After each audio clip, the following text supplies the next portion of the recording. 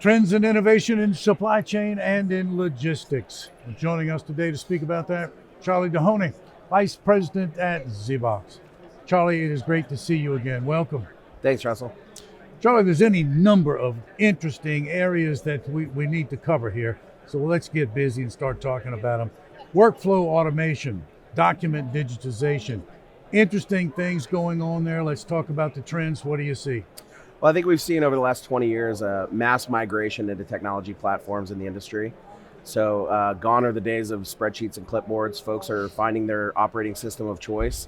And what we're seeing now is a lot of these systems are still not talking to each other. There still is paperwork that is being passed back and forth and humans plugging data into systems. So one of the key trends in the areas that we're focused on this year is looking at the document digitization and the workflow automation. You know, essentially large corporations and partners in the industry are telling us that they are having a hard time recruiting humans into the workforce today. They're having a hard time retaining those humans, and into the future, that seems like an untenable process. So we're trying to find new ways to move data from one system to another without humans in the mix. Transportation, optimization, and visibility, another great, exciting area. What do you see going on? Well, I think visibility is a word that has, maybe been a bit overused over the last 15 years, but if you really dig deep into that space, which I have over the last 20 years, there's still a lot of areas that need the light shined on them. So as an example, once a container gets on the ocean, there's a number of platforms like Project 44 and others that can go out there and track that container. However, once it gets into the port, there's a little bit of a black hole in the port and the rail terminals and while it's on the train. So there's certainly an opportunity to shine the light into those areas, provide more visibility there, and then also inside of the warehouse all the way until it meets the most important mile, which is the final mile. And then on transportation optimization, nobody wants to be shipping air, whether it's in a boat, a plane, a truck, or a train.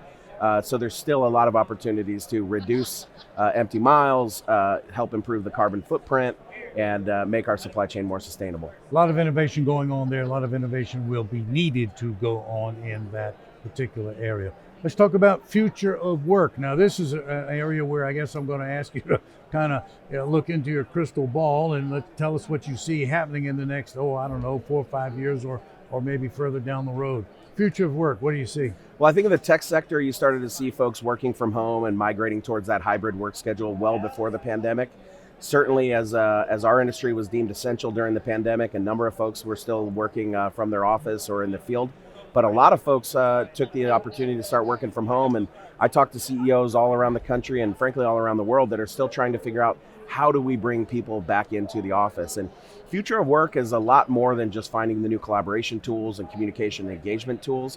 It's also starting to predict on where is the next category of worker going to come from and what are the tools that they're going to need. So in our industry, we work with a lot of deskless workers. These are people that don't show up to the office and go to the same desk every day, so they don't have a computer in front of them. So that makes things like scheduling PTO, accessing benefits, registration for their retirement accounts, these types of things are very difficult to do. And also, if somebody's not at their desk, how do you communicate with that person? It's much different than just sending somebody an email. So future of work in our industry is really around communication, employee engagement. Certainly safety is a big part of it. And then also employee retention, because it's expensive to hire people now, but not as expensive as it will be in 5 years. Oh, nobody wants to hear that, but good point. Let's talk about decarbonization of assets and of infrastructure. Let's talk about that area because sustainability is clearly top of mind for many, many people. What do you say?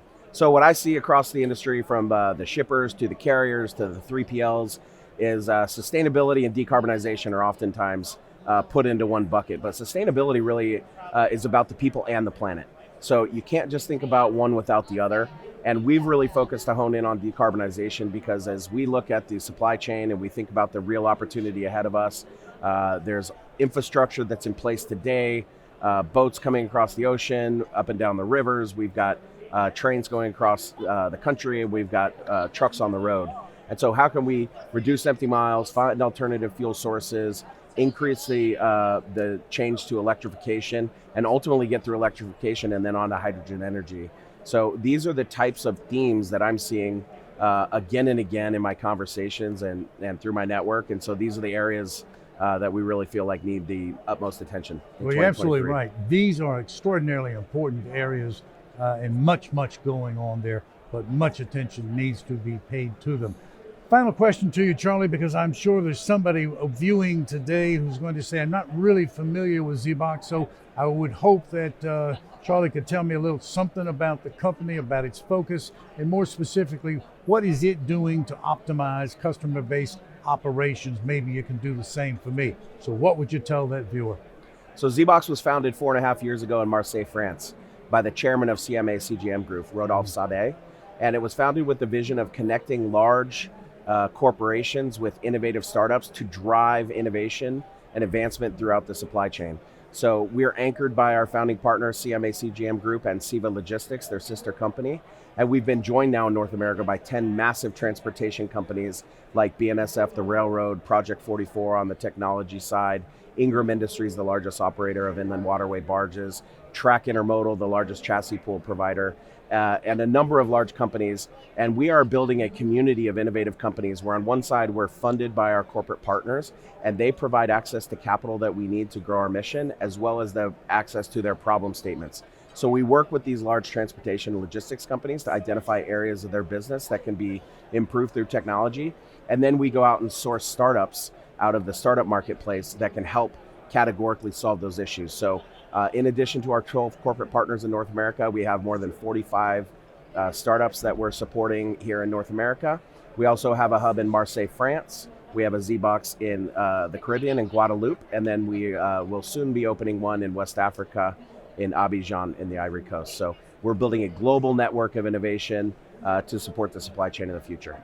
Great partnerships that you just mentioned there. I would imagine that the future is looking very, very bright for you and for your company. Charley, I know you're busy here at the conference, but you found time to speak with us. Thank you very much. Thank you very much. It's Charley Dehoney, Zebox, speaking with us today about some incredibly interesting trends going on in supply chain and in logistics. Thanks for watching.